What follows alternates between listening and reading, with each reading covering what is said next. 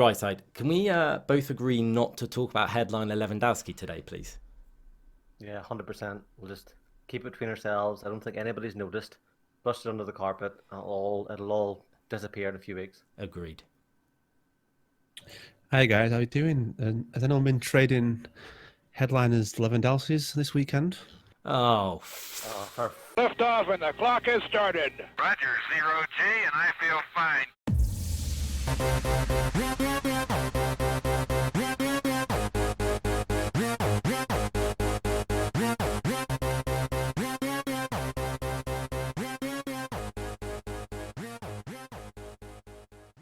hello and welcome to another episode of Two Old Futs talking all things FIFA and FIFA Ultimate Team. You've got it's me, and we have got DRYSIDE back again. How are you, DRYSIDE? Good. All things considered, I'm still here. Now, So, you may have heard somebody with a dodgy Manchester accent, and it wasn't me. It was our third guest. We have our first guest. It is a threesome tonight, guys. It is a threesome. I'd like to welcome Sierra to the channel. Hello, thank you for having me. Appreciate you having me on as your first guest. How are you doing? I'm good, thank you. I'm good. How about you? You both well? I'm hanging in there. How about you, Joyce? just about hanging in there. Which, yeah. Although Threesome, I've just hanging realised in there. I've just realised from last week, if you can imagine where I sit and I'll go on a bit of a rant here, but I have a laptop and I have it sitting on top of a really nice Laura Ashley large footstool. It's coloured grey. You're so posh. I know, totally. So if I can send a picture, I'll send a picture. So I've got my little pen. So during the podcast, I like write little notes and just doodle about. But last week I didn't realise I was sitting and I was rubbing with my leg, and I've drawn across the whole side of the whole of the footstool. So my footstool is now covered in blue ink right around the whole left-hand side of it. I'm fuming. Oh dear. So actually, Anyway, just want to tell the viewers about something today. Actually, so if anyone who follows us on Twitter, it's at Two Old Fats. I just pulled together a little Trading Nightmares thumbnail today, just to have a bit of a joke about, you know, me and DRYSIDE are not obviously the best traders when it comes to headliner cards. So I messaged DRYSIDE today and I was like, DRYSIDE, you got a picture? I'm not going to tell you the whole conversation. Let me just say, as you can expect, it got rude. And I was like, come on, DRYSIDE, let's just grow up. So he sent me an image and I said, oh, have you got another one? Because that one's not going to work. So he sends me an image, and all I can describe of what is in front of me is a man shooting down at an aubergine sticking out of his trousers. And he's like, is that all right? and actually, I'll take the credit. It wasn't just a man; it was actually me on my lunch break, Yeah. and I found an aubergine or courgette. Sorry, it was courgette. A courgette in the even. fridge. I thought Oh, I'm gonna just do the deed here, and I wasn't- couldn't really get stuck in my zip all the time, so it was a was- real struggle. Actually, it's quite hard to do. I was in tears. I even was like, Mrs. Chuff, come and see this. She was like, oh my God. I showed her the whole conversation. Oh, so before we get into FIFA stuff, actually, let's just give you a rundown of everything we're going to talk through today. Just 'cause I know that it'll be like half an hour in. I'll be like, oh, we haven't told you what we're going to talk about, because we like to talk, and obviously we're three of us today. This could go on for about 4 or 5 hours, but no. So what we're going to go through today, okay? So we're having a little bit of catch up, find out what's been going on with people this weekend. Then we're going to kind of move on. We're going to talk a lot about gameplay, and we want to really get a lot out of Sierra. So for those who don't know, Sierra streams on Twitch. He's got a YouTube channel. He's also on Twitter. It's Sierra underscore 16 everything, or has it changed, Sierra? On Twitch, I'm just Sierra16, and then on everything else, I'm Sierra16 TTV. There you go, guys. Go and check him out. Go find him, and we're going to find out a lot about Sierra, because essentially he's hit Elite 1 from a Gold 3 player, so we've got loads of stuff to talk to him about and find out. And also, it's going to benefit you guys, right? If you he's got tactics videos and things like this, so this is really going to help you guys kind of improve your play. Because at the end of the day, listening to me, an old Division 10 dry skin, is not going to help you at all. So so this Sierra will help, and then after that we're going to talk about Winter Refresh. We're going to talk about all things with the promo, what we've had, what we like, what we dislike, and what we got coming up. And then we are going to talk through Trading Nightmares. So we're going to run through some of the cock-ups that we've had this week. And there's been a few. Let's put it that way. It makes me feel sick just think about it. So let's start things off. Sierra, let's start with you. What's your what's your weekend league like? You made any big signings this weekend league? Like maybe give us a quick rundown of your team at the minute. How did the weekend league gameplay wise? What was it kind of like for you and stuff? So this weekend really was a bit of a recovery for me because obviously you mentioned last week I got Elite 1 finally, and that was going on till 6 a.m. in the morning. So this weekend I kind of wanted a bit of a chilled out weekend league. So I've stuck with my team and made one big signing. I brought in Team of the Year Mane for Lamb. And I was a bit apprehensive because I've used him at the E-Prem and I didn't like his other cards. So I was like, I needed a Lamb. He was the best value for money, and the rating is obviously his incredible rating. So I brought him in, a bit apprehensive into the rest of my team. I won't go through it all. I'll just mention I've got headliner Neymar, Team of the Year De Bruyne, Team of the Year Alisson, David Luiz, Lala, Futmas, Mendy, Futmas Sissoko. So yeah, I will mention it all. That's good to hear though. It's good, and that's quite a decent team. That's a really decent team. It is. I mean, like yourself, I'm doing a road to glory, so it's been good fun doing that and I'm building that over the time. And like yourself knows, it's a grind doing it. But when you get a good team, you've got a good team, I've got a good team. It shows that you can actually do it without spending the money, and you can get yourself a really, really strong team that can compete up until like the end of the game. And what's Mane like? Absolutely brilliant.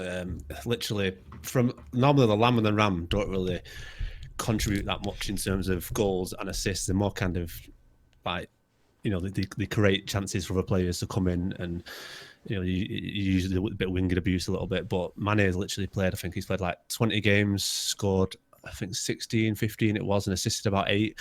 So from a Lamb position, he's doing the business, and he feels really, really sharp. Compared to his normal gold card and his Team of the Week card, is miles ahead of that card. So if anyone's thinking about getting him, I really do recommend him, especially at the stage of the game as well, being 97 rated. Haven't you got his base card, DRYSIDE, or am I going crazy now? Who's that? Mane. Didn't you have Mane's base card, or did you have Sane?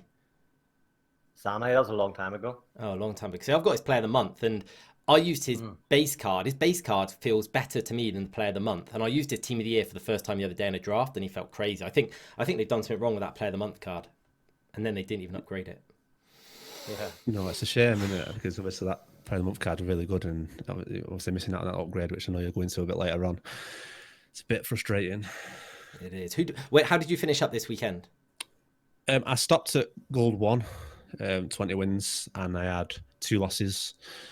The gameplay was really, really sluggish this weekend. I don't know about you both. I know from watching Chuff, it wasn't great, but it was really bad, the gameplay this weekend. So I got to 20 wins, and that was enough for me this weekend. I was out. Yeah, did you play DRYSIDE? No, I was just on Rivals all weekend, but even on Rivals, it was brutal. It was just button delay was insane. It's driving me nuts. Yeah, as I said, the hands down the worst. And I say we're not a negative cast, a pod or anything. Like we try and just talk about everything and anything. But it was hands down the worst weekend for gameplay I've ever experienced. I don't know if it's something to do with storms making it worse. I don't know, but the lag and the button delay was off the chart. I think I had I was 13-6.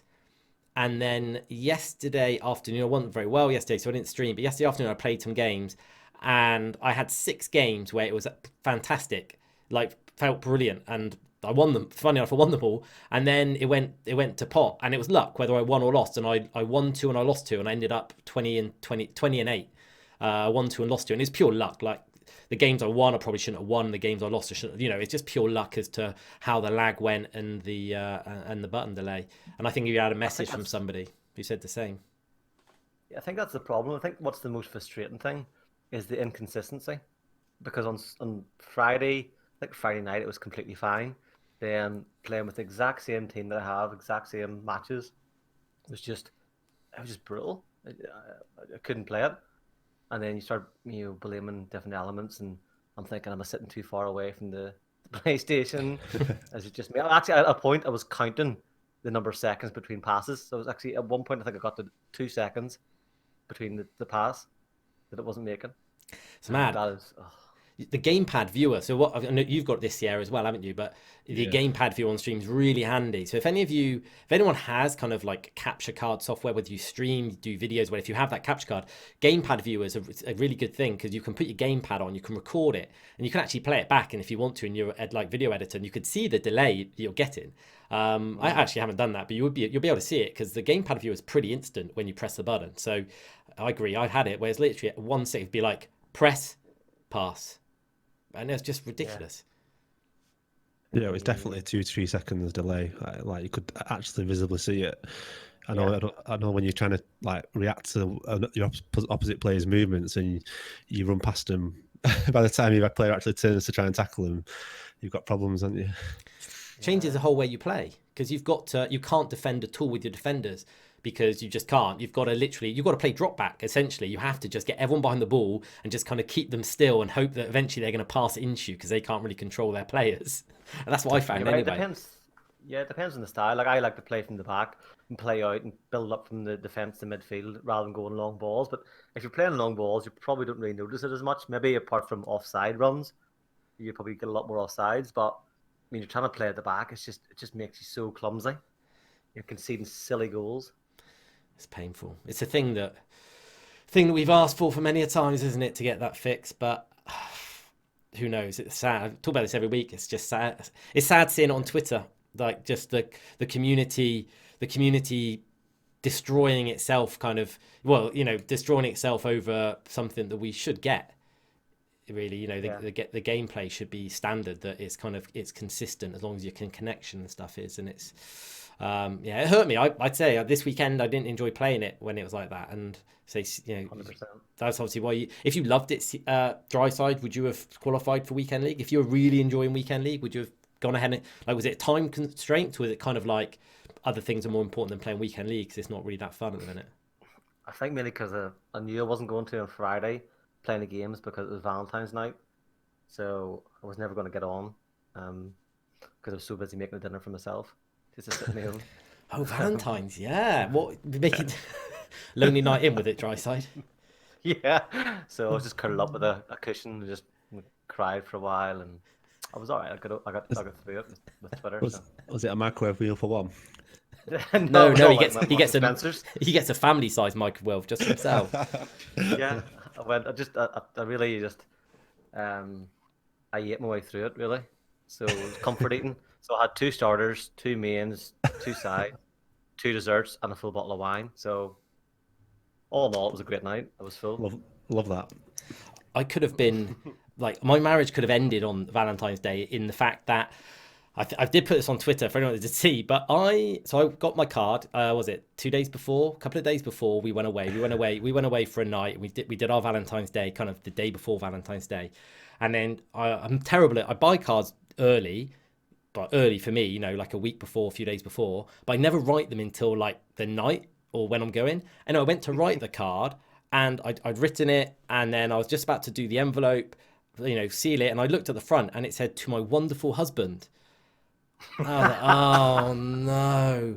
And I was like, well, we're literally leaving in an hour, and so I haven't got a chance to buy another one. And I was like, oh, do I cross it out and put wife? I was like, she's probably going to notice that. So I was just like, so I was like, you know what? I'm just going to have to just ride it. And but no, she found it hilarious because I said, it's the story. But yeah, of all the things that could go wrong, need to read because it was in small letters at the top. I didn't notice it. I was concentrating on the penguins and the lovely Happy Valentine.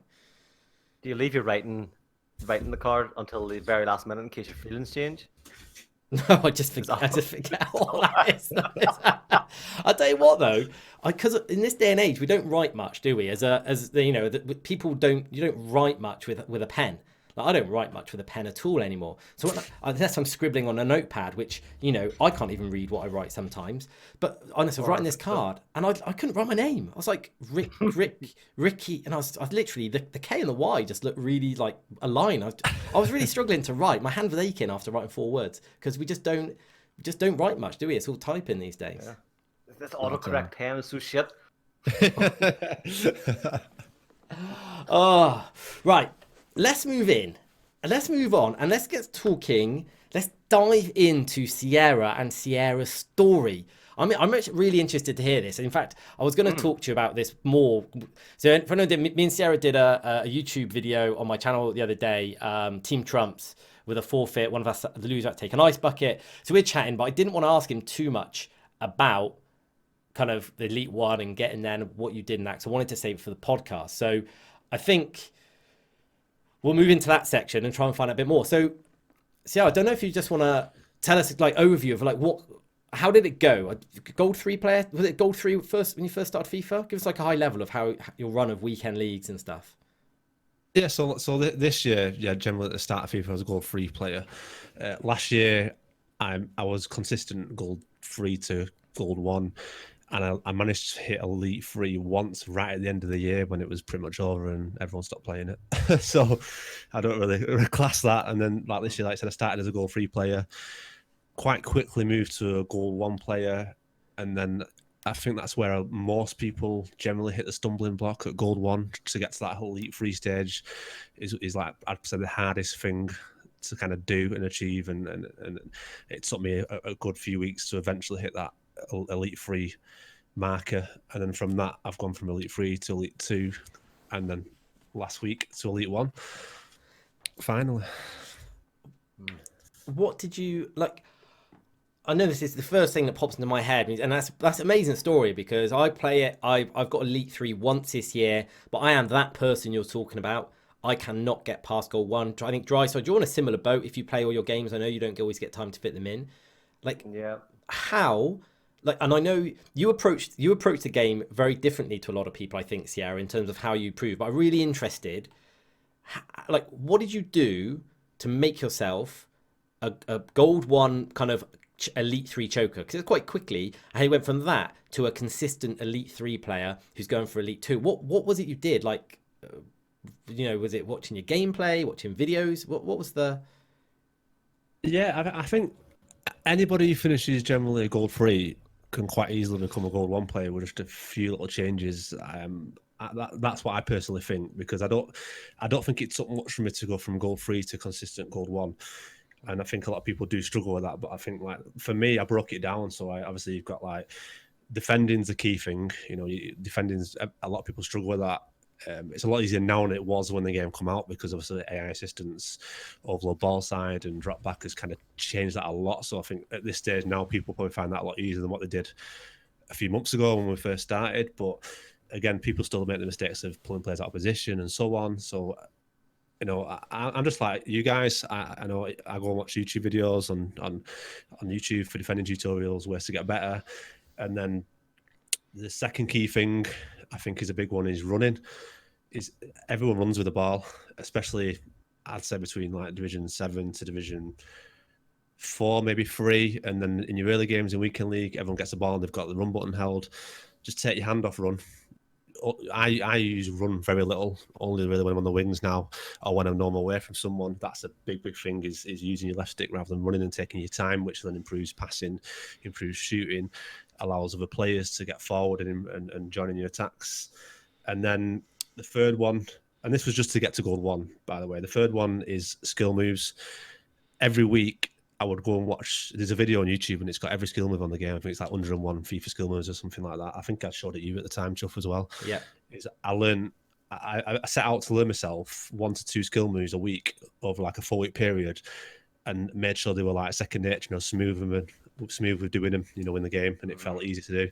And I did that for 3 to 4 weeks. And they were the things that I found that got me to like consistent Gold 1. And then what pushed you from consistent Gold 1 to Elite 3? Like what made that? Because that's what I'm stuck on. I can get Gold 1 every week pretty much and push for Elite. What's that change? Because I'm still struggling with that. Yeah, I think yours is probably slightly different to me, because I think you've kind of got the mindset. And the mindset for me is the biggest one, and I think most people struggle with the mindset. And I know that you've kind of changed your mindset a lot over like since you did get Elite, and you changed your mindset quite a bit now. But the amount of people you hear everyone raging about the game, I hate the game, it's rubbish, this has happened, that's happened, and you get angry at it. I've got a rage video. I mean, I've lost it plenty of times, don't get me wrong, like I've been through that stage, but that was looking at the mindset, relaxing, and not thinking about Elite 3 was what got me Elite 3. So just not thinking, oh, that I've got 2 games to win, I've got 3 games to win, I've got, thinking about that next stage, just playing each game, staying calm, relaxed, taking breaks in between each game, and not getting angry at it. If something goes wrong, just saying, well, it is what it is. There's nothing you can do about it. The game is how it is, and going on to the next game and playing it fresh.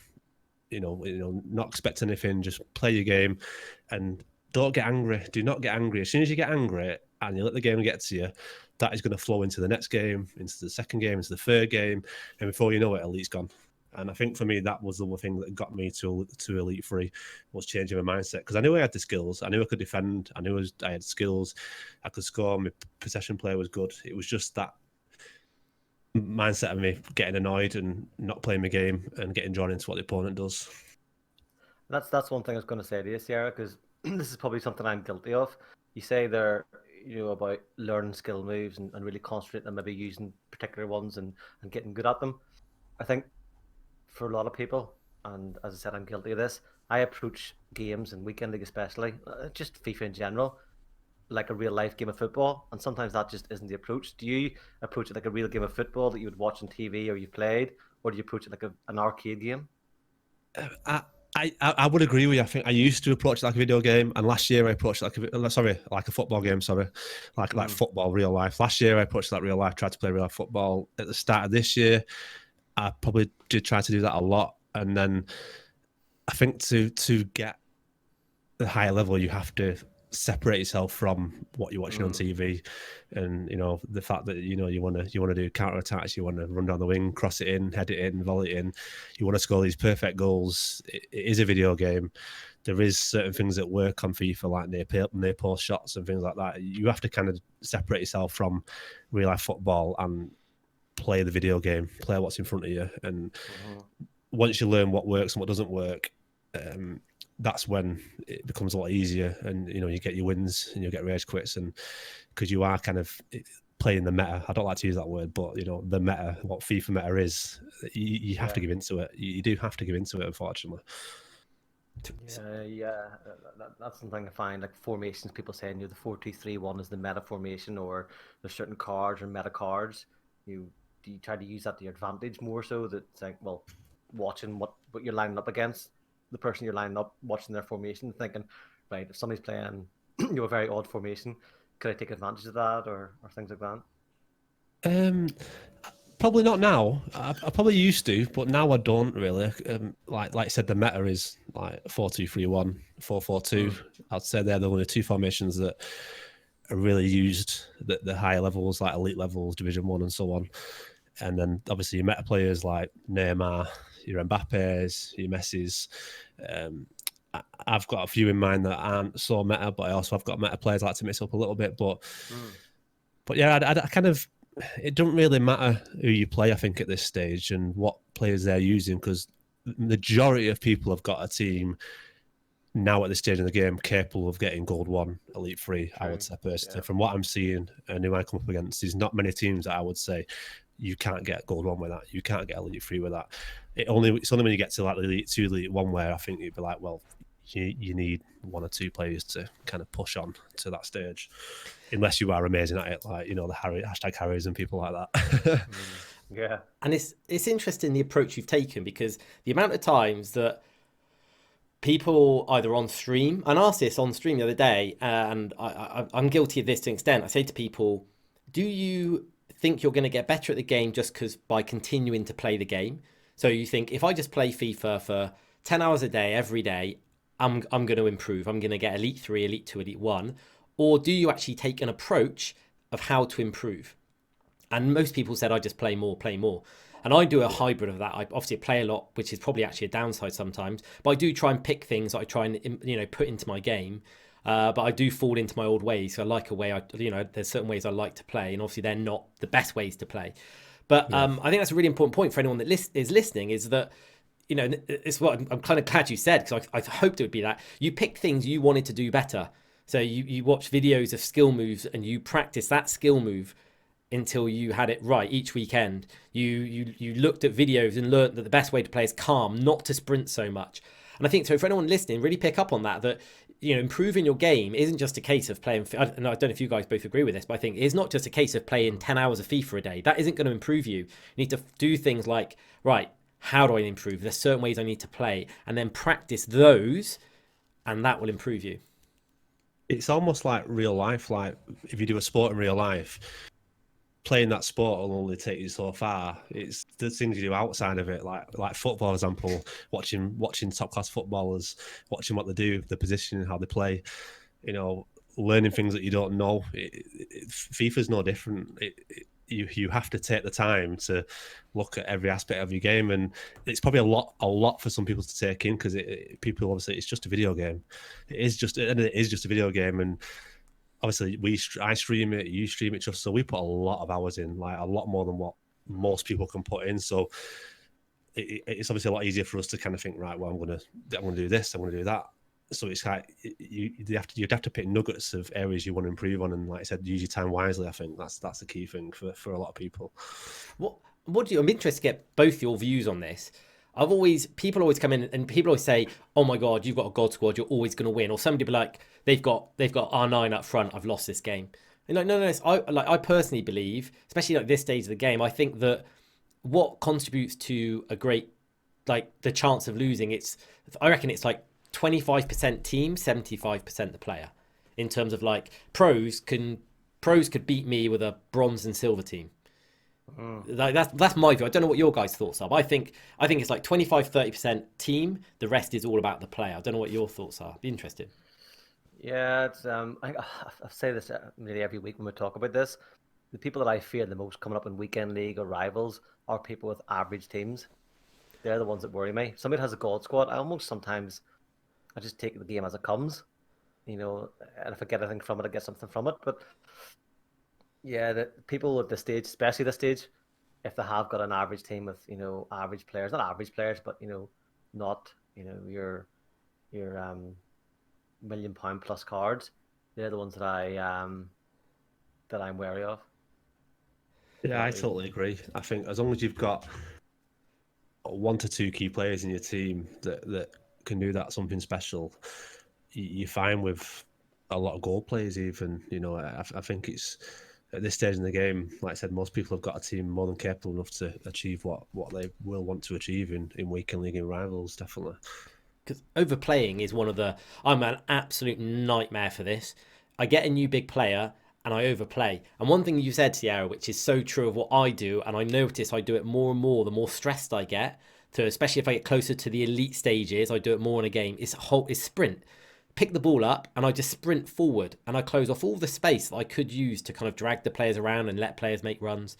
And if I get a new player, I do that. Because there's quite a few people on Twitter, but like I've gone from my amazing meta team to a full Man United squad. And I love it. Or I've gone to a full, they change it something not as, not Neymar, Mbappe, Eusebio and things like that. And they've really enjoyed it because they're not playing under that same pressure. Do you guys do it? You get a new sign in, you overplay? Oh yeah, you try to get the ball in as soon as you can. If you've got a new midfielder, give him the ball.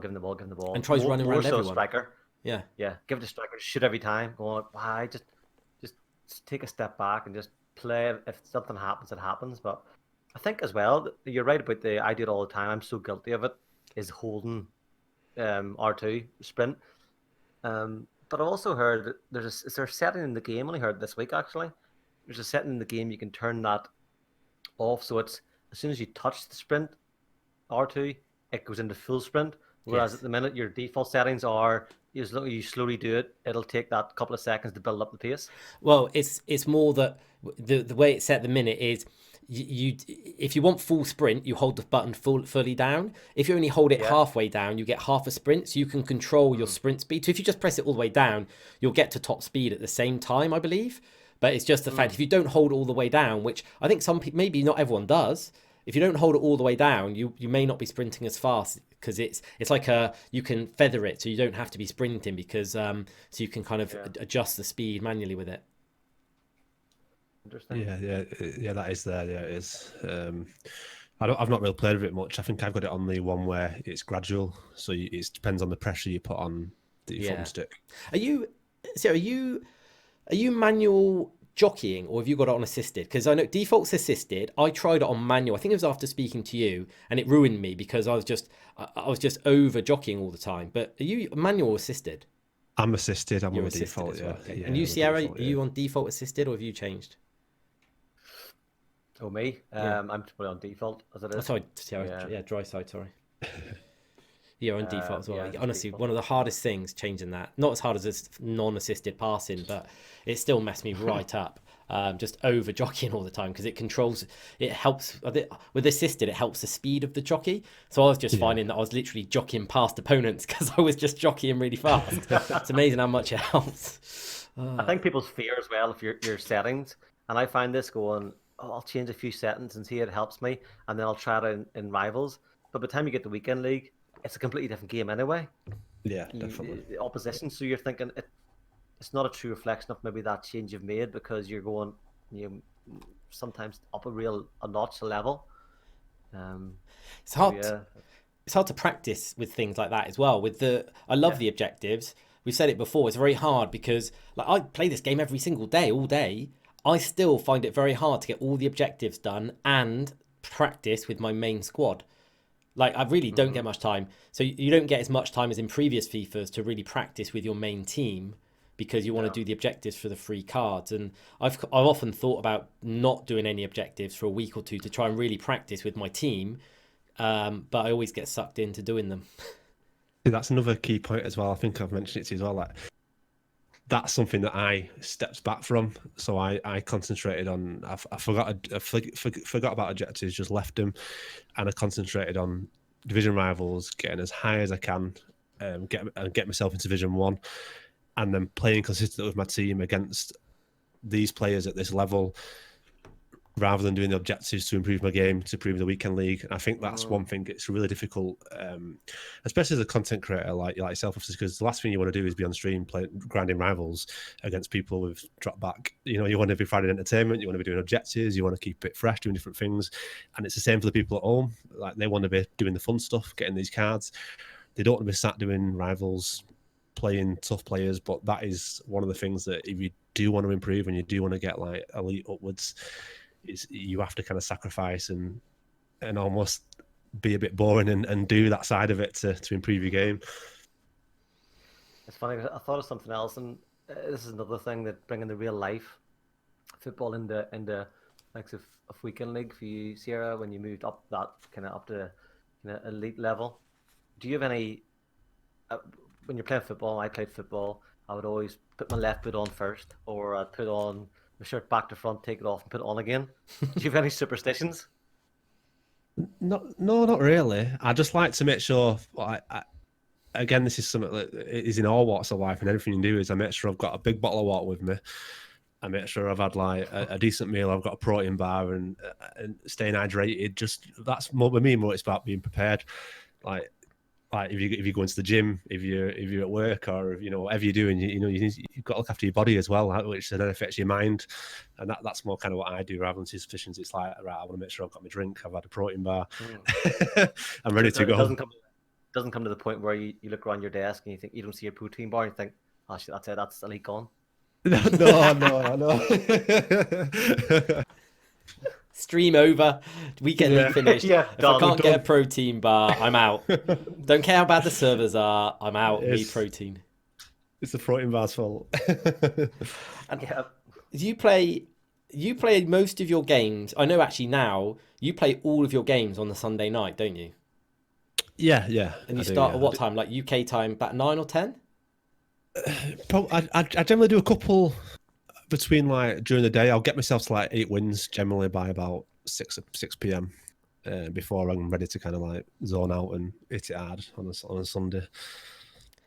And so you play most of your games. So you play about 22 games from about 10 p.m. till, and if you go for Elite 1, it can be till like 5, 6 in the morning, right? It was last weekend, yeah. It was, yeah. What's the game feel like at night compared to in the day? Because me and I DRYSIDE as well, we play at more normal hours, but I normally play Friday day, Saturday early evening, and Sunday evening. I've never played that late. And well, okay, I did during the charity stream, but I don't remember that. But like, and that was definitely not elite level. What's it like? Is it easier? What's it kind of like? Do you struggle to get a game? Do the servers feel better? Is there any reason behind it, or? It's mainly just because of the fact that my missus and my daughter are in bed at 10 p.m. and I get peace and quiet and I can concentrate. That's the main reason. But on the flip side, I generally find it does play better at that time, whether that's because no one's on the internet at home, no one's watching Netflix, and I've got the full connection to myself. And then the only downside to it is you come up against a lot of Spanish players, from my experience, which if you end up playing away, it's really difficult because the connection is really bad. But yeah, gameplay wise, if you're playing at a peak time, I say like 4 to kind of 7-ish. When it's really bad, then it is a lot better than that. If you do play at 10 p.m, it feels a lot better. But I played in the morning the other day at like 9, 10 a.m, and it felt the best I've felt it play this year. So maybe I think I'll toy with doing some games early on, maybe one of the weekends as well. But yeah, it's mainly just the fact that it suits my life and how I am at home, and the fact that I can just kind of zone out and no distractions, to be honest. And that's it. You need to fit it in. You need to fit it in, don't you? And you know, a lot of people, and I know yourself, and DRYSIDE, I do it. Well, you know, if you can't fit all games in, it's no stress. But then if it's going well, you know, just have to fit it in as and best you can, because yeah, a lot of us got families or jobs or whatever, and weekends. It's still tough to fit 30 games in. It really is. Yeah, definitely. No, I totally agree. Yeah. And I would go on and talk, because if anyone wants to know Sierra's tactics, you've got a video on your YouTube channel, don't you, that goes through your tactics that you used to help you, like your elite tactics. So guys, go and check that out on Sierra's channel. But I've 2 questions on your tactics, 2 hot topics. So drop back, yeah, and overload bullside, especially overload bullside. Are you using those tactics at the minute? If so, to what extent are you using them? So drop back, I didn't use this weekend when I got Elite 1. It's 28 and 2. I turned it off. I was balanced. So I was balanced, 5 width and 3 depth. Just mainly because the way I defend, I like to manual defend and I like to be aggressive. And it just works for me better. But on my tactic video on YouTube, I've got drop back on it because the previous 3 weeks I did use drop back. Filth. Sorry, what? I know, yeah, filth. I said it in the video. Don't worry about it. I even talk about it.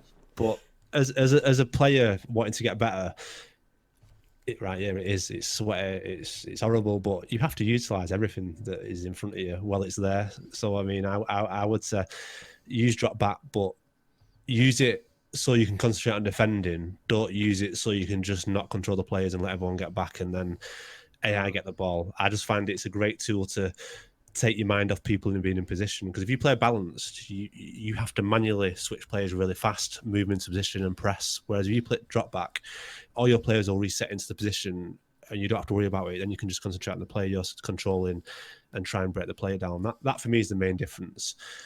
I would say drop back's not as big an issue as what people are making it out to be. Depth 1, isn't it? Depth 1 and drop back is the real problem, because I know what you mean with drop back. I find that I don't use drop back, but when I find that issue is when I'm trying to defend, I have to control my centre backs to try and get them back, then get my CDM to try and get him back to try and put a tackle in, and then with the problems in player switching, and just because it's quite tough when you're in the heat of the moment and players are running around, it gets messed up, and you know, a split second in this game can cost you a goal. So exactly. So if it's there and it helps you, I mean, why not use it? Like, you know, Yeah, that's true.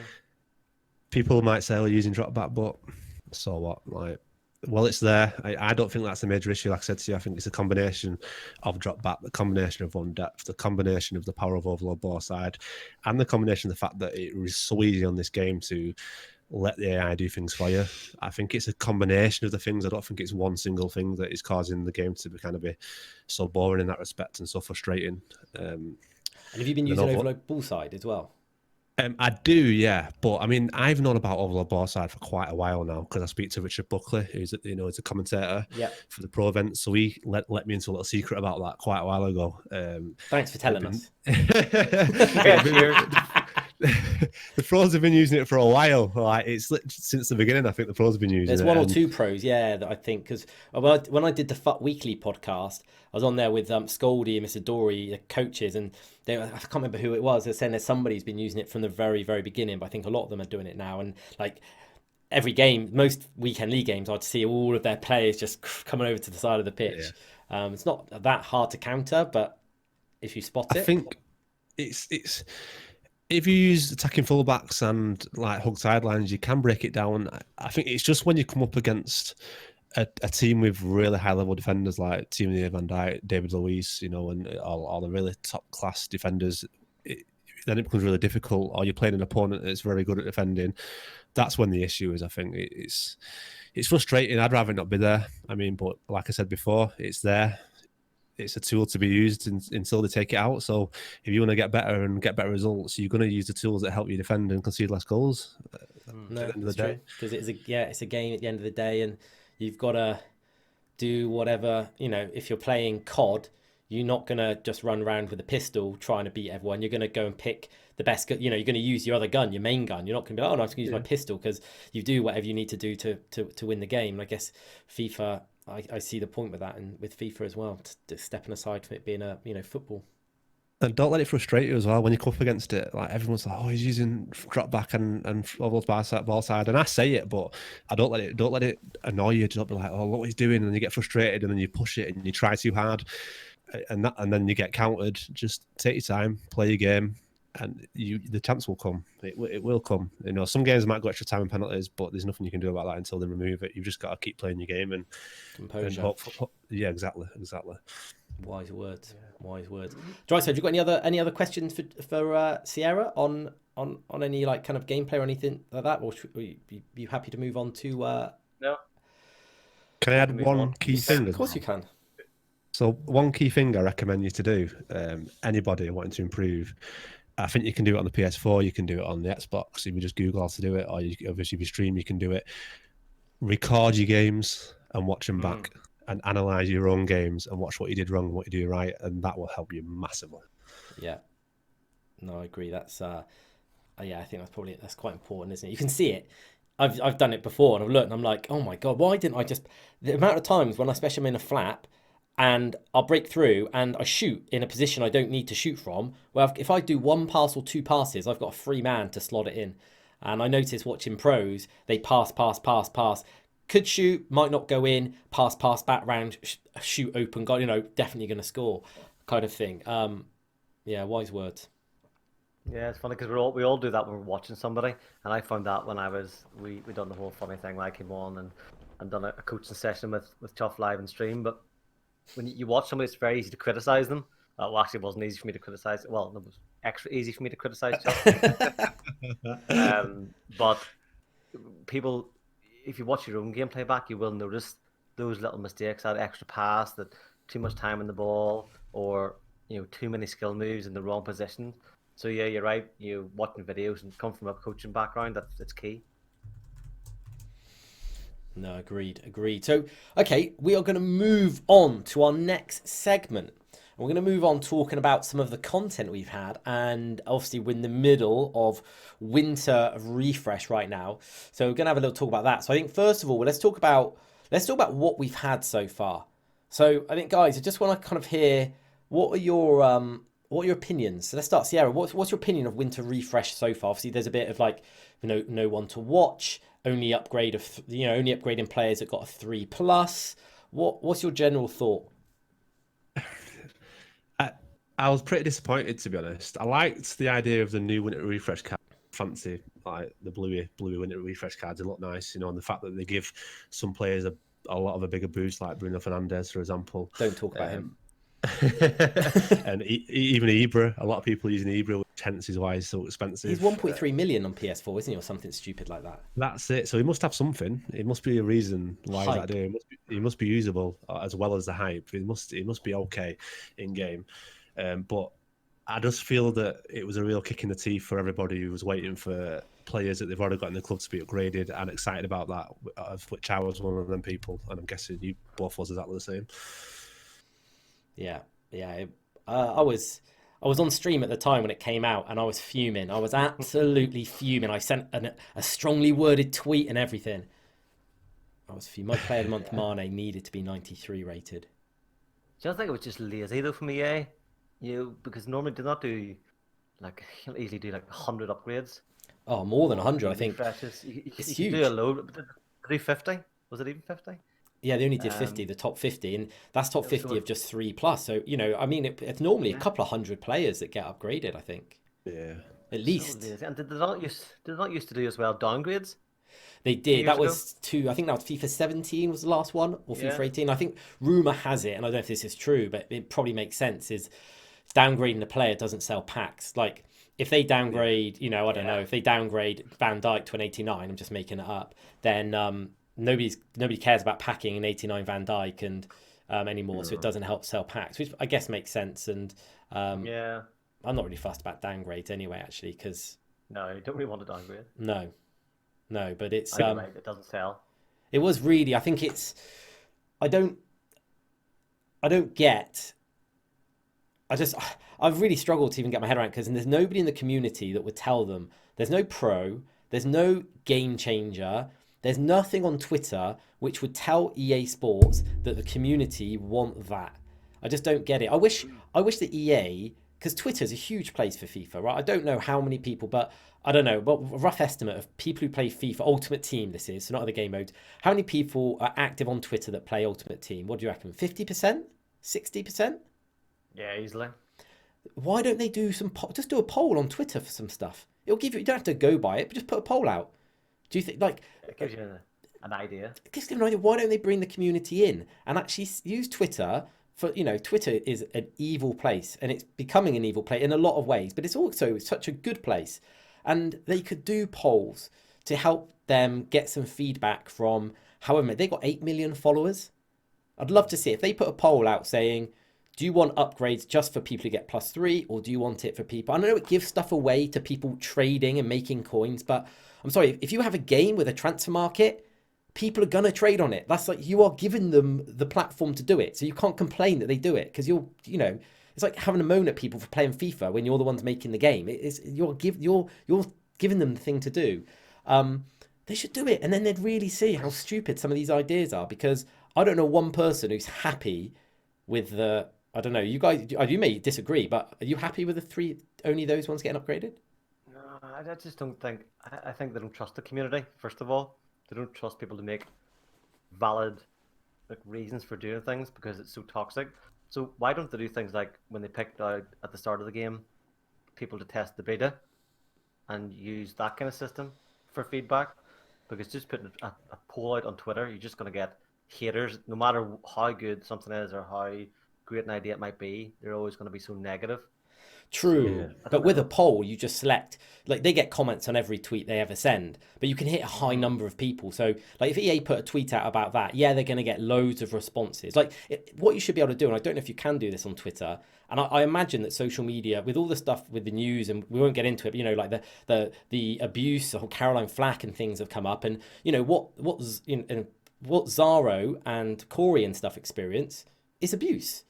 And, I think social media is going to change. It has to, and have either like verification, but they also need to give you more flexibility. I don't know at the minute, I don't know if you can do this, but you should be able to at least turn off comments on your tweets. So if you want to send a tweet and not allow people to comment, for example, so EA, if they wanted to send a poll out and not have anyone comment, they should be able to do that. I just think that 100%. doing the feedback, the problem with doing feedback over like the kind of like the same they do for beta testing is you can't really hit that many number of people, because the amount of time it takes for you to get their feedback and process it.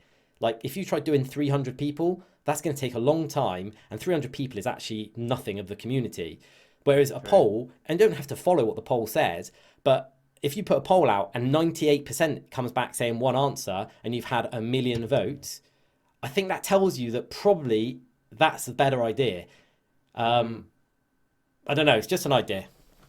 I agree. I see. For me, I think they've kind of made a mistake with this, because I think in their mind it was a fancy promotion with the winter refresh cards, and also the icon moments at the same time. So I think they were gearing it all towards selling more packs. But I think in doing this, they isolated every market, the casual market, the people who play it like professionally, the people who play it a lot, because I think them upgrades, when they upgrade all of them, it extends the life of everybody's teams. So everybody's probably got 2-3 players in the club that they might think, well, if he gets upgraded, I'll keep using that card. It makes you feel so I good. think- When you look at Yeah, your exactly. club, I mean, that day, I remember that day last year, well, at the end of the week, sorry, because it happened gradually, but you look in, you're like, oh yeah, he's got an upgrade. Oh, that red I had, that red's got an upgrade, quality. Yeah. What a good feeling. And it doesn't really make any difference. I think very rarely anyone on my team gets upgraded, but it's just a nice buzz. And this year we don't have that. No, I agree. I think it's a bit of a mistake from the way they've done this promo. Personally, I think it'd be interesting to see what they do next year, whether they do it this way or they change it now. Because I don't think it'll help them get more pack openings as well. I don't think. No, it's a tough one. This is why, because when we saw the loading screen, I said on stream that I don't think it's one to watch, that blue card. I was just like, I don't think one to watch sold them many packs last year, because they're normally like, if you look at the one to watch this, so we had the one to watch upgrade pack came out today. And a lot of people on Twitter like, what's even the squad again? What's the... And I was like, would any of them get in my team? No. Apart from Ben Yedder, that's it. Really, Ben Yedder. Hazard, I might try instead of Mane if I got them untradeable. But the other cards are all dead. And the winter one's even worse. I just don't think people are that bothered by it anymore, because only a few of them get upgradable and even upgraded and useful anyway. So I called it that they were going to give upgrades to kind of like winter moment cards, because I sell more packs, and I bet you it has. More than they sold last year for one to watch, maybe. Or maybe it's only this year that people are really cottoning on that one to watch is actually not that great outside of the start of FIFA. I suppose it's just kind of, what did the negative effects have on not upgrading all the other players have on people's willingness to kind of think, right, I want to play the game this weekend because this has happened and I want to open packs. It's kind of, what does that do to people's mentality that they've took one thing away but give you this? Do people still want to open packs because of that, or do people think, well, they're not giving that, so I don't care now? It's a tough one. It's the addiction, isn't it? I think a lot of the time. I think, I don't know where I saw this story, but isn't there a story that two lawyers, and maybe completely, I'm not making this, two lawyers for, is it pro players? Oh, I can't think of the story, but there's basically two people are filing a case against EA. Or they're going to be, and they've demanded some information regarding packs. So they want exact pack weights. Because obviously EA only introduced pack weights 2 years ago, I think it was. Before you didn't get anything. But really, they're not specific enough. So, they want the exact pack weights. And I think they don't just want the pack weights, they want the actual results to different promos. Because they, and I think it's on the things of that they change. Because obviously we think pack weight changes. It probably does. So you get more clarity on that. And on the other one was, because it's been quite obvious that EA feed cards into the market to change the prices, which if they admitted it would be fine. If they had like controls around it and said how they did it and what they did, be fine. But they don't ever admit it. And you do see it. When was it? I think we talked about this before, Dry. What card was it? And it was extinct. It was extinct on the market. And then all of a sudden, about 3 hours after the lightning rounds finished, they were just popping up. I think it was on stream or something. I can't remember what the card was. But it was literally... It happened to the icons, didn't it? It happened with the icons. It did. And was it Team Team of the Neymar, Year? I think. It might have been Neymar, Team of the Year. It might have been Team of the Year De Jong. Something pops up. He was just popping up, literally, within the space of a few minutes. Loads hit the market. And it was just really suspicious. Because it also had 2 owners as well.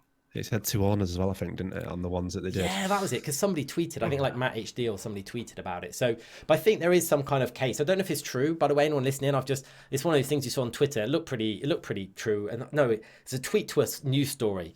But it's quite interesting if that is right. And, they have to give up this information, which I think is right, because... I think they need to self-regulate before they get regulated. I've seen it a lot in, financial services and stuff where it wasn't regulated at all. And then people, by the time people were like, well, we need to do something, the authorities got involved and kind of over-regulated it. And FIFA and FIFA points and all that stuff. It's bound to happen, right? The whole gambling and follow suit of Belgium at some point.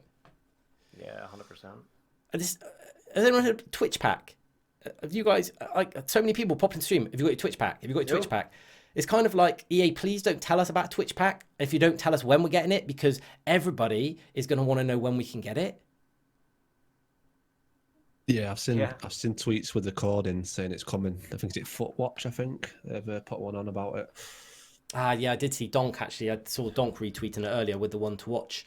Yeah, from Futs Watch the code. So hopefully that'll come because, when you put something out there that we might get something for free, you need to tell us when we're getting it. Exactly. Yeah. But have you tried any of these cards? DRYSIDE, have you tried any of these new winter refresh cards? Winter refresh. The blues. Schultz tried. Schultz. Yeah, back. the left back. What's he like? It's all right. It's at the end of these refresh and increased cards. I think unless you've got like an attacker or a real star player in midfield, fullbacks probably not. You don't really notice it because you don't really see it as much unless you break something down once or twice in a game. So I just went back to having the standard card, the Ruslan card, because it wasn't justified enough to spend the guts of 100,000 coins on a left back that I didn't really see a big difference in. Yeah, makes sense. Sierra, have you tried any? I've not. No, I've not tried any. I didn't pack any in an MESB season or anything like that. Again, like DRYSIDE said, I think. I mean, Bruno looks okay, but not amazing. Ericsson a little bit slow. Like I said, Ibra apparently is quite good, but doesn't suit my style of play. And then the only one that really I think looks good in terms of like for value for money and like an OP card, which I used at the beginning, is Ake. Ake, I think, would be a very good card for people wanting to improve the defense and not spend a lot of money. But He's just under 200k at the minute, Ake. is that what it is? Wow. Yeah, on PS4. To be that, do you? 190. He was 215 before, but he's dropped a little bit. I mean, some of the I've tried that. Bruno Fernandes to me looks amazing. If I'm honest, I've looked at him as my other box to box next to Timothy Akante to replace Uara. And try him instead of De Bruyne, but we'll talk about the Fernandes story later. But the only card I've tried is Cornet, and I probably pronounced it wrong. It's like Cornet or something. I have no idea. But Maxwell Cornet, and is 50k. He's a hell of a card for 50k. Yeah, good price. Especially for an Ireland international. An Irish Cornet, to be fair, no. Cornet, no. and I can't. No, I can't do it. Good link. Maxwell's a really popular name in Ireland. Max, good links to your Roy Keane. Yeah, exactly. Strong link to Roy Keane. But no, he's actually really, really tidy player for 50k. I mean, obviously compare him to Neymar and Mbappe. I got my team. He doesn't compare. But for 50k, I'm actually still using him as my left midfielder. Don't find it for a winger. 3-star skill moves really lets him down. It did hurt me for a little bit, but I tried him up front. So I've just done a review on YouTube. Actually, be live tomorrow. Plug. But I tried him up front and left midfield, and up front I really felt the 4-star skill moves. But on the wing, I didn't really notice too much. I found that his pace was really good. And just kind of is what I wanted down there. But a few times I tried to do, I don't know what the skill move's called, but I'm not even going to try to explain, like the 90-degree fit turn. But I tried doing that, and I was, damn, he's not 4-star skill. So I think once you get used to it, it's okay. But for 50k card, like he's not bad. And a lot of people have Uar, who he links strong links to as well. So it's quite a nice little card. I think another good card that I've heard reports about that have been really good for multiple reasons is João Victor. Oh, he was quality as a silver. Yeah. 41,000, like 4-star skill moves, 5-star big foot, 92 pace. Yeah, that he's got a lot there for that price. Yeah, he's not bad, is he? 85 shooting as well. Yeah, I do like trying these cards. Yeah, that Brazilian link should get a few, in a few teams. So some of them are good, but I think with these cards, it's the price. Like, not in a million years would I pay 1.1 million for Ibrahimovic, even if he could fit in my team. I just think one of them is. I know that moving to Serie A obviously gets you that exclusivity of being in that division, but his 88 card was what 100,000, and to go to 1.1 million for his 90 rated card, it's like crazy. I've not faced him. I didn't face him this weekend league, but I'm sure I'll face him once or twice in the weekend league coming up. Bound to, really. If they brought Heading back. Yeah, exactly. I was going to say that, Sierra, that Heading, 100%, he'd be in, I'd say, 50% teams you'd play against. Because you don't have that. He's hyping from 2 years ago still. Well, sorry, from last year. Yeah. That's why his price is what he is, because of how effective he was. His flashback was last year, isn't it? He's actually, he's not. His pace isn't too bad. I mean, if you can live with his 43 balance, you could get him up to 97 overall pace. So you can make him like, he won't turn very quickly, but he will run very quick in a straight line. How much would you say that's realistically worth? I'd probably say 400,000. Yeah, no, not at all. And I guess also because now he's got the better league for linking. There's the first time in the game you've got a good Ibra card in a good league for linking. So I guess it's just gone a bit crazy for him. But I'm sure he'll drop more when it comes to rewards on Thursday, as a lot of these cards will. But I think he'll probably have quite a decent drop. Massively. Because Do these cards stay in the packs, by the way? Are these like kind of permanent? No, he's just until Friday, I believe, 6 o'clock on Friday. I don't know if we're getting a second week. I don't think we are. I've not seen anything about week 2. Have you guys? No. Nope. No, I don't think so. The other thing we got this week was we've got the opportunity to upgrade our milestone cards. So your Politanos, your Politano was polystyrene. Politano was a polystyrene card. Yeah, it was really weak in the ball. It fell apart, just crumbled. I love the research and stuff we do on the show. He's now can be an 89 card, and it's not that hard. I've not done it or attempted it yet, but it doesn't look too hard. And the good thing is you get to keep the 87. So you get to keep the 87, use him to get the 89. You can always dump the 87 into an SBC, but it's a little bit, I don't know, for me, I would rather him to be at least a 90 at this stage. I don't think they're that OP, but it's at least they're getting upgraded now. I don't know. You guys got any thoughts on it? Yeah, the one I'm watching out for is that I've got is CHUFFSTERS. Yeah, he could go to what, 88, 89 potentially. That'd be great. He's at the minute he's even got quality stats: 89 pace, 85 shots, 84 passing, 88 dribbling. So if they went up, that could be a great card. Left field. It's his sprint speed that's really bad on him, though, isn't it? He's got great acceleration, like 95 acceleration, but like 82 sprint speed or something stupid. Yeah, but again, free cards, so... No, exactly. No, free card, by all means. Have you done any of them, Sierra, or not so much? I've not, just because, I mean, the only one that I fancy doing was polystyrene, Politano, whatever we're calling him. That was the only one I fancied, just because it does look... It's a good card overall, good stats when it come out. I just, for whatever reason, I didn't get around to it.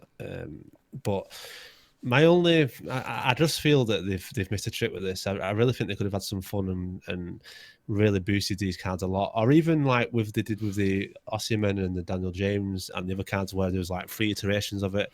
Yeah. Why didn't they just say it's an 89 one, then there's a 92 one, and then that's either, and then maybe a 95 one, and just put like a ton of objectives, make these objectives grindable, make it to the point where it might take you even 2-3 weeks to get to the end of it, because there's that much and you have to do certain things, and they're not things that you can specifically do by grinding it. You've got to play with them and it'll just happen in games, individual stats like milestones and things like that.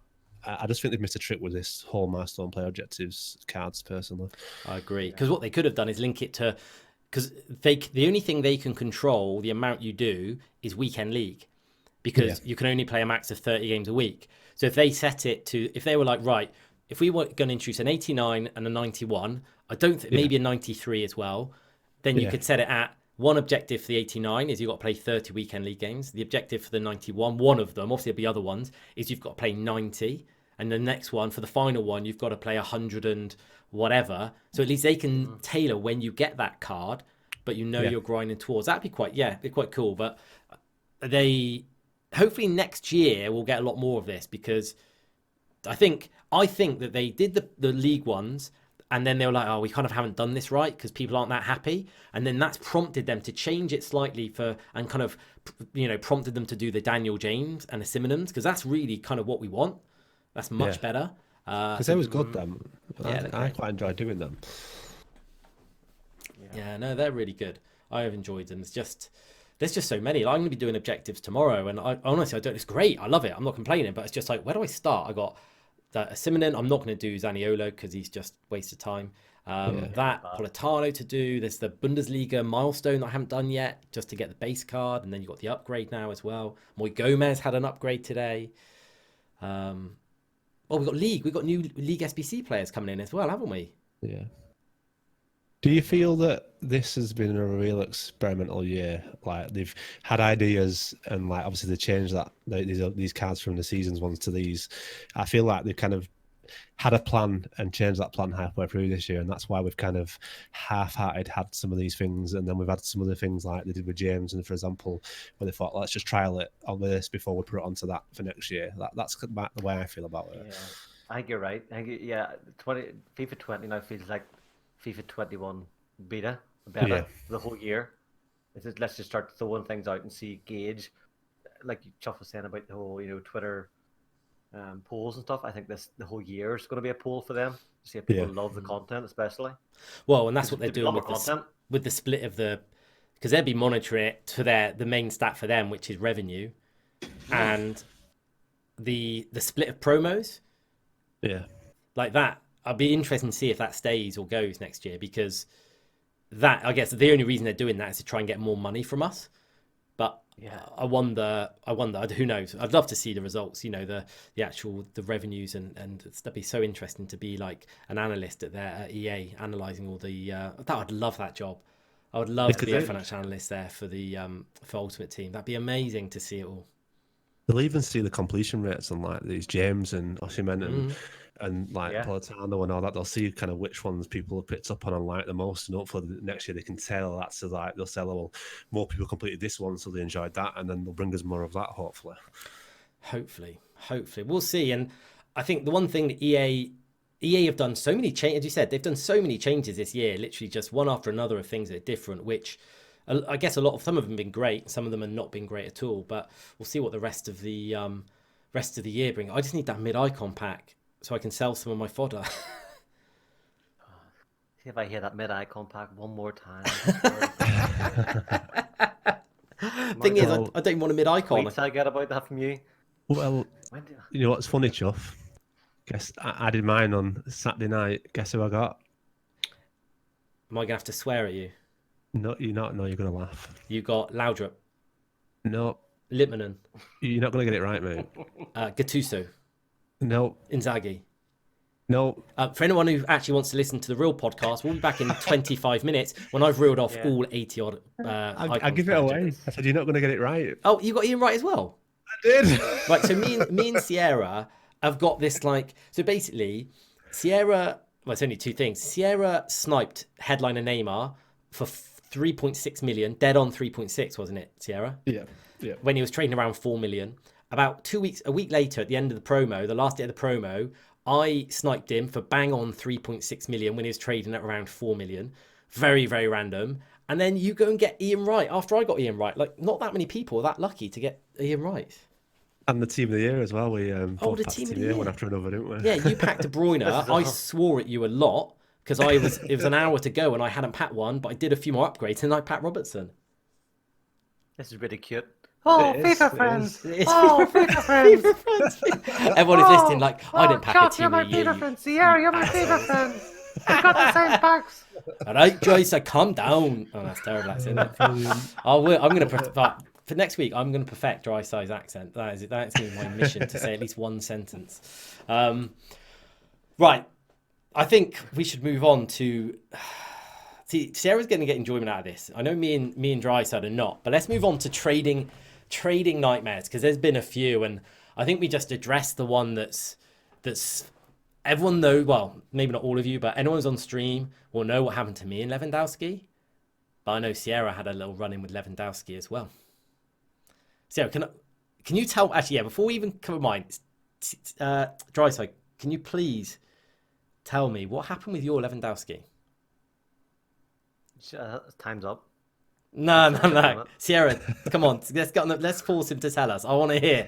I messaged him and DRYSIDE just said, I don't want to talk about it. I was like, so you lost money? I don't want to talk about it. And then he said, lever, with a word I'm not going to say on pod. You didn't buy a 10, did you? Thing about the difference in my team than your teams is that obviously you get more time to play, you can build it up a lot more. I've got very much a casual players team. It's still a good team, don't get me wrong. But whenever I get coins, whenever I have coins and I'm trading, they mean like the world to me. Yeah. sometimes more than the kids.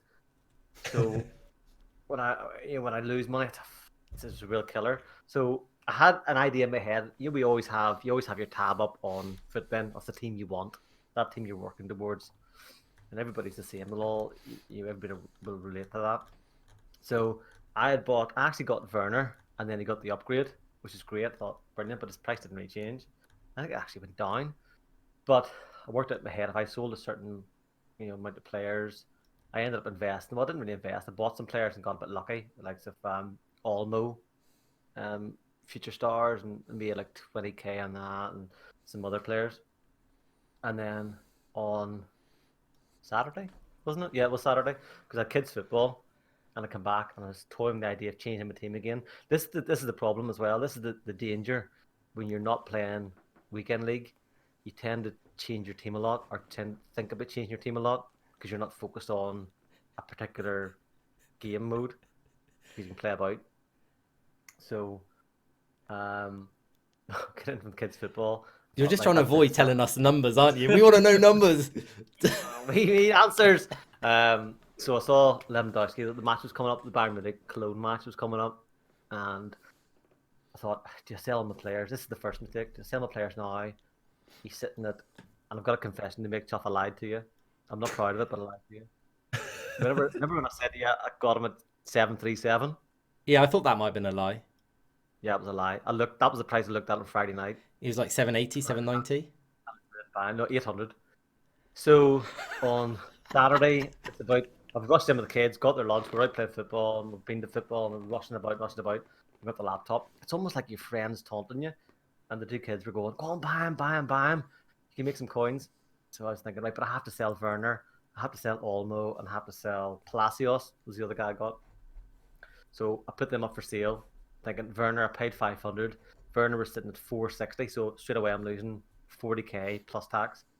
So I thought, but if I want Lewandowski against Cologne, he's bound to get, an upgrade. They're bound to win, and it's one of the games that they're for that will win.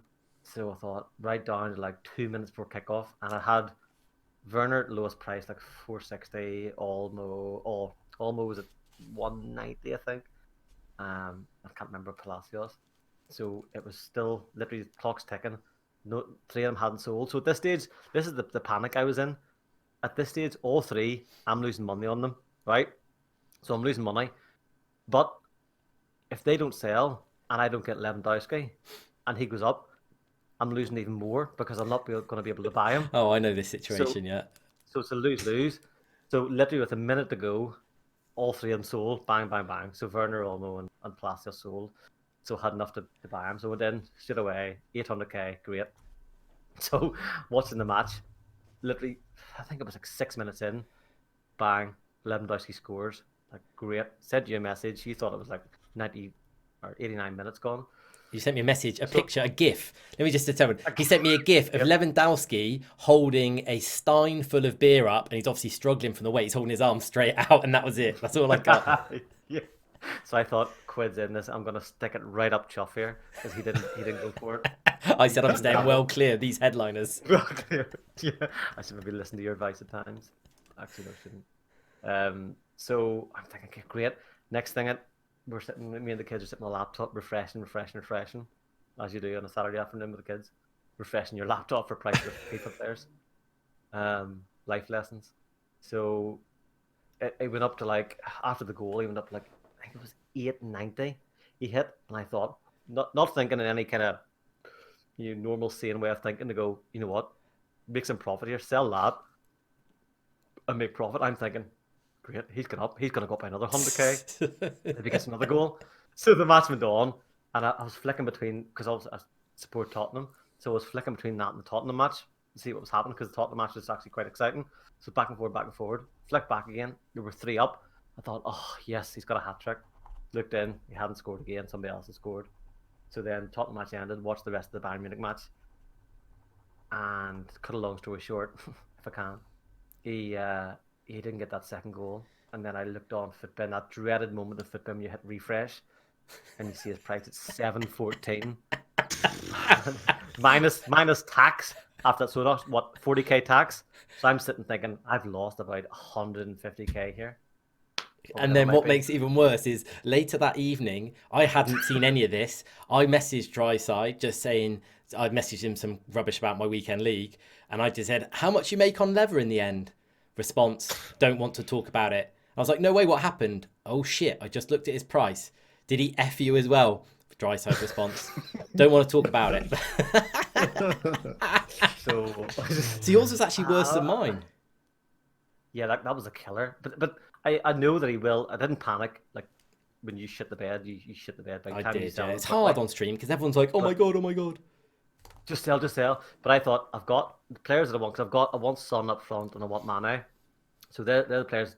If Leva would have went to like 1 million, which he was like 2 weeks ago, a week ago, he was like 1.18 million. Yeah, is that had the no upgrade for him that killed it, didn't it? Yeah, so I didn't panic. I thought, you know what, I can't take that kind of hit. I've already taken a hit in Werner, took a hit in Olmo and those guys. So I thought I'll hold on to him. So yeah, at the minute I'm rocking a really average team at the minute with I think I've got Vardy up front. Because I can't afford to sell Lewandowski but he's playing this Friday. He's playing I think some very average team on Friday. So he will go up again. So hopefully there's a success story next Monday or Tuesday when you're hearing this. I know I'm just trying to fluffing over it. It's dog shit. It's so 750 now. Yeah. So the quick version, you lost 150k, but hopefully recover some of it. Yeah. I lost 100k on this. This guy cost me 100k. So if anyone wasn't there, when the news broke about not getting upgrades, I was flicking through watching Lever's price crash from like 1 million, which you'd actually sold him at in the morning, didn't you? You sold Lever, you had DRYSIDE, it was 1.1 million. 1.08 or something, yeah. Yeah. Good profit. So we watched him crash. We literally just on stream, and I had had the market up, and I was just kind of refreshing it, and we were watching him like 900, 880, 860, 840, and he was hanging around the 840, and they were going anything at 830 and 835, 840 was going. And was that on the back of him not getting a winter upgrade? Yeah, it was on the back of the no winter upgrade, and right. And I was like, well, if I see something. And I was really honest to him. I was like, if I see something ridiculous, because some people might just be like, oh my God, I got to sell him. They'll list him at like 700 or something, like 720, and I can flip him and make like 50, 60k profit. I'll do that because they're literally going now at 830, so 830 to 845. So anyway, so I was chatting away on stream, you know, kind of just refreshing this, and just without even thinking on autopilot, I saw one with a 7 at the front of it, and I sniped it. I bought it, and I literally, as soon as I hit buy, I looked up and went, I didn't want to buy him. It was 799, so basically 800,000, right? So even if I sold him for 840, I'm gonna be like not gonna make money, and I didn't want to buy him. I was only gonna buy if it was like 720, but you know something. I just saw the 7. I was talking on to the chat, and I just bought him anyway. So I was like, okay, look, I was watching. I was like, oh, some of them are still going, like insta selling for like 845, and 850 was there, and so I was like, no, 850 I think insta sold. So I listed them up at 849. So I was like, oh, I'll get 9k profit. And it seems to have bottomed out a little bit. Nope. Kept dropping. So for the next hour, the stream just had me shitting my pants and watching Lever's price in between games. Yeah. And he kept dropping. So then when I got to relist him, he was down at about 800, but he was pretty steady. And no, he was at 820, and I was like, you know what? I'm not messing around with it. I'm not messing around with it. I'm gonna go well below the next one just to get rid. So I think it was like 820. I saw one insta sell for like 814 or 815. So I listed him up at like 805 or something like that. Didn't sell. I was like, are you kidding me? He didn't sell. By the time I went back, he was down at 750. I was like, oh, and I know he's gonna bounce back, but then I was like, is he? He's not getting a +1 because they drew with Leipzig. He's not getting a +2 for his winter upgrade. He's not even worth like, and then everyone chats like he's not worth that. Like he's really not, considering his 92 rated card is only like 200k or less than that. Is this card really worth an extra 500 for? I was like, no way, this could drop. So I just got rid of mine for 740 in the end. So 60k loss plus tax of like nearly 40. So it was just under 100k. And the thing with mine, it was so public, obviously, because being on stream, there's no hiding. I wanted to dig a big hole and hide, but there was no getting away from it. And the rips and Fs in the chat was, yeah, So Leather royally messed us both. That's an evil relationship we have. The fact that every time you were on there, I was refreshing and actually praying that it was dropping. Going, this is brilliant. This is comedy gold. I love this. So Just keep dropping, and then back at me. So Sierra, if you want me and DRYSIDE to kind of, give you some trading tips, and you want to kind of we're here. get involved, we're here, mate. Honestly, we charge £1,000 an idea. So you can make some big coins. Guaranteed coins. Oh, that's it. I don't think there's any other bad trading stories or any mishaps this week, is there? No, I think I sent you. Didn't I send you a message saying? I think headliners. It might be even. Yeah, it's because it's Moreno and Lewandowski. It's like that cheating girlfriend you just keep on going back to for more. The things might change. They might get better. They might improve their attitudes. They never do though. No. Once a cheat, always a cheat. Yeah, I've just had a mare this week in general. I mean, I bought some more Merinos. I bought 39 Merinos for like 21. I did sell them all for 26, 27. So yeah, I bought 41. Sorry, but that actually was quite good business. But that card is like the card that nobody knows. It's like it's invisible to everyone else in the community. He scores a goal, gets an assist. He could get a team of the week. He is as cheap as 87 rated fodder, and he could potentially get an 88, and his price literally dropped 1,000. I was like, what's going on? But I still made. Never seen a headliner card. Yeah, it's cheaper than its 2 informs. Yeah, I guess it's because you need informs for some SBCs, where a headliner you don't. Must be the only reason for it. But yeah, it's pretty mental. Like I had stupid things. Like I was buying Luis Philippe. I wanted him I was going to put an anchor on him, right? Because he doesn't need a shadow.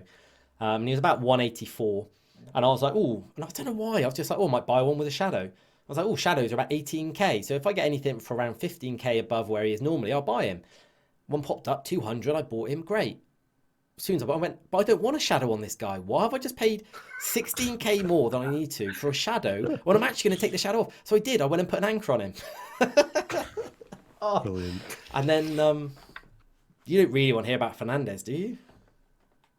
We do. Yes, the people need to know. Oh. It needs to be shared with the world. One piece of so I've not really done many league SBCs.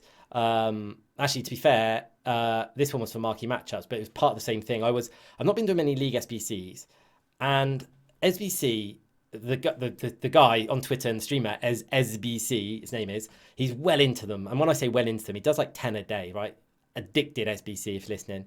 But he was like, I was like, you know what? I'm going to try and do some. So when I was on Friday, it was Friday because I did my marquee matchups, and my little boy was kind of spending the time with him before bed, aka him watching TV and me doing some League SBCs. And I had some packs, and I was like, I'll save the stream. And I was like, no, I want to grind through. So when I do League SBCs, I like to just open and grind, because obviously you pack, you put back in what you pack kind of thing. And I did my marquee matchups. And I opened them when he was in the bath, and I packed Bruno Fernandes. I was like, absolutely amazing. Was like, great. So I know I was listing up everything else, because I was getting into a habit of actually listing cards, because if I haven't got a full transfer list, I might as well list stuff, because you do make more coins than just quick selling everything. You can miss out on some gems. Anyway, my little boy was like splashing around and playing, and I think he started throwing his toys out, and like I wasn't concentrating, so I was like, anyway, and next I looked down, and the kind of the pack was empty, and I didn't really think about it, because I was like, I was probably in my club, and I was like, wait, I didn't put him in my club, because I was listed, and I was like, hang on a minute. So I looked, and I'd listed him, and first thoughts, I was like, oh, 600k, insta sell, so he's maxed, and I was like, wait a minute, no, this guy must be extinct. And I looked, and yeah, he was extinct at 600k. I didn't want to sell him anyway, because I wanted to do a player review on him. And then that night, he literally, as Castro, literally hyped him up more. His price range got uncapped like an hour later. Because I was madly literally after, and I haven't actually said this. I didn't say this on stream. But afterwards, I sat there for about, how long did I sit there for? Trying to snipe one of these on PlayStation. Literally, just sat there trying. I was like, I need to get it back. And I just couldn't. It was impossible. And then, then he got lifted to 800k. I think, no, he went to 1 million, and he went extinct at 1 million. And I was just sat there. He went to 800k first, and I got messages on Twitter saying, rip 800k now. Then he went to 900. I got another message, rip 900k. And then he hit 1 million. So I lost out on 400,000 coins because I accidentally listed him. At that point, did you throw your son's toys out of the bath? No, I was, I was just, I felt, I was just annoyed with this is the thing, like, It's awful companion app's for them. brilliant, but it's also dangerous because you don't concentrate. Like, the amount of times I've accidentally bought a card for 10k because I'll chatting as I do it, and because the buttons are so close, you hit the, the buy now because it's literally right below the other one, and you just go, yeah. I've done it loads because I just don't concentrate generally when I'm on my phone. But this that hurt. That would have been an absolute dream, that extra 400k. But so it's not been the best of weeks. Well, I guess it ended up pretty good. Yesterday. It was yesterday. I've sold all my contracts in my club. I've sold all my silver players. I've sold I've sold loads of stuff in my club, my consumables. It's amazing how much it adds up. Like, contracts were selling for about 300-400 a piece, and I had about 500 or 400 of them or something because I'd never sold any. And I sold loads of players. Like, Kone's gone, Philippe's gone, everyone's gone, so I could get Mbappe 93 rated, and I was kind of just like looking to see if I could get one. For about, it was 2.6 at the time, and it's same as the Neymar story. I was just looking, and one popped up, and it was for 2.2 million, 400k under. But the funniest thing of all, I wasn't actually like in the middle of the night. It was on 58 minutes. It just turned to 57. It was like 57, 59. So it'd been there for 2 minutes with nobody buying it. And honestly, and that's because Mbappe's got so many special cards. Obviously, that's why the person's listed it incorrectly, because his 92 special card is around 2.2, 2.3 million. But not as many people are trading them because it's very hard to filter out those cards. But it's sat there for 2 minutes. He's avoided a filter, hasn't he, for people have been using because he's gone so low, and like he said with the other 92 card, I think it is. Yeah. So that kind of that made me feel happier. It kind of evened things out. But I just can't believe my luck. 400k back there. I couldn't believe my luck. That was just pure luck. I had been looking, but not like intently for like hours, just sat there going boom, boom, boom. I've kind of looked for 10 minutes, go off later on another 10 minutes. And and I couldn't believe it. And I just went first time. I was like, oh, there he is. So it's been a bit. Sierra, have you got any trading nightmares? You always seem to be pretty good. No. Yours, Baby Sabia was decent. Neymar I decent. nearly had one in week 1 of FIFA. I got Lucas Moura and I paid something like 40k more than what I should have for him live on stream. Very similar. Everyone was taking the mick out of me. Then a week later, he's gone up to like 120k and I made 20k on him. I was like, result. Everyone's like, Sierra knows what he's doing. Well, I know somebody who's got a headliner leather that you can buy off them for 880k if you're interested, Sierra. We can talk after the podcast. Yeah. Just for a small fee, you can have them for 880,000 coins. Good deal. It's a good deal. Well, negotiations will be open. But technically, though, when you think about this, think smart here. I haven't lost any money on him yet.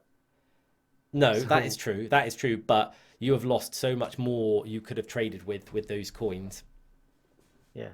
So And all you in will all, lose. I think for all the trading that's been going on and everything that's happened, I think I've top trumped you. Bring the team trumps. I'm not going to say what happened in that, but I mentioned at the start of the pod, didn't I? I'm not going to plug it again. I'm not one to plug stuff. Make sure you all go and watch it. It's really good. It's entertaining, guys. I'll plug it. It was good fun as well. Thanks for having me on it. I really enjoyed it. It was really good fun. So. No, that's right, mate. No, I enjoyed it. It's very difficult because you're trying to explain how it works and you're trying to make it short and it never ends up like, I waffle.